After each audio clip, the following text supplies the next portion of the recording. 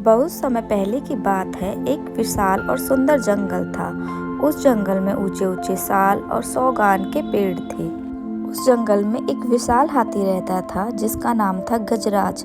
वह बहुत ताकतवर था। उसकी चाल से पूरी धरती कांपती थी। गजराज को अपनी ताकत पर बहुत गर्व था। नदी के किनारे नरम मिट्टी में छोटे छोटे बिल बनाकर चूहों का एक बड़ा परिवार रहता था। वे मिलजुल कर रहते थे, खाना इकट्ठा करते थे और शाम को खेल कूदते थे। उन सभी चूहों का एक समझदार सा सरदार था जो हमेशा सबको एकता और सावधानी से रहने की सीख देता था। एक दिन दोपहर के समय गजराज नदी की ओर पानी पीने जा रहा था। उसकी भारी कदमों से जमीन हिल रही थी। बिना ध्यान दिए वह चूहों के बिल के ऊपर से गुजर रहा था। चूहों के कई बिल हाथी के बड़े पांव से टूट गए। छोटे छोटे चूहे डरकर भाग गए। गजराज अहंकार और घमंड में चूहों के बिल को तोड़ते हुए आगे बढ़ गया।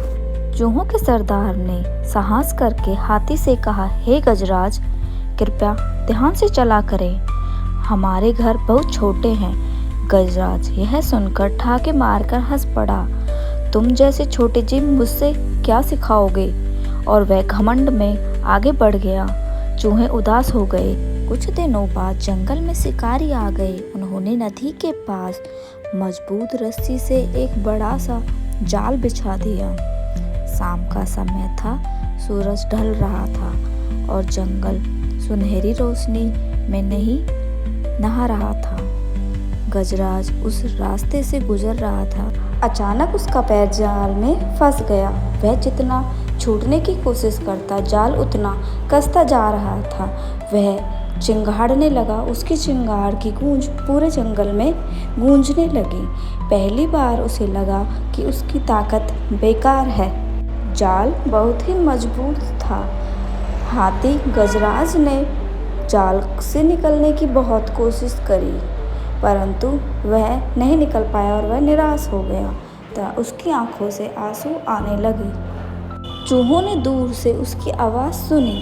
कुछ चूहे बोले, उसने हमारा मजाक उड़ाया था, क्या हमें उसकी मदद करनी चाहिए? पर सरदार ने शांत स्वर में कहा, दया और एकता हमारी असली ताकत है। सभी चूहे मिलकर तेजी से भागकर वहां पहुंचे। उन्होंने देखा विशाल यमराज असहाय पड़ा है।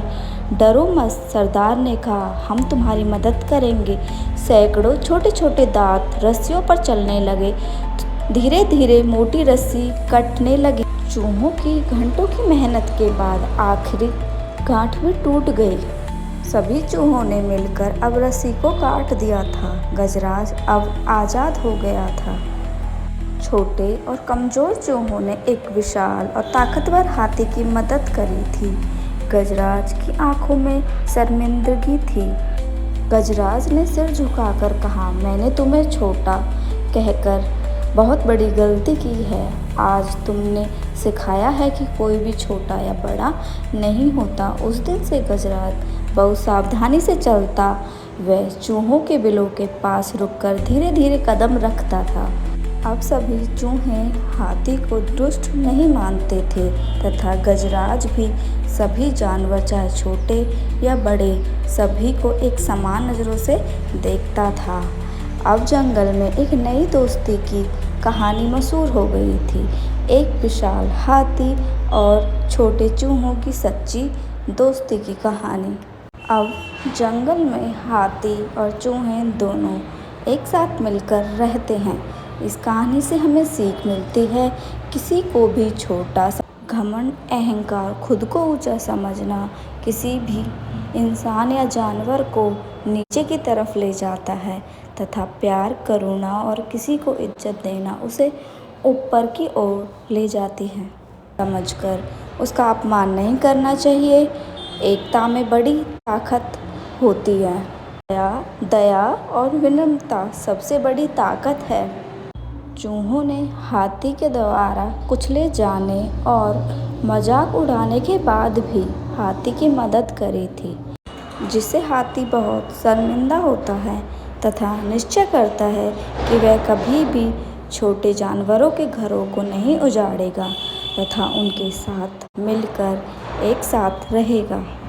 अब सभी जानवर हाथी की बहुत इज्जत करते थे तथा हाथी के साथ बहुत प्यार और मित्रतापूर्वक व्यवहार के साथ रहते थे।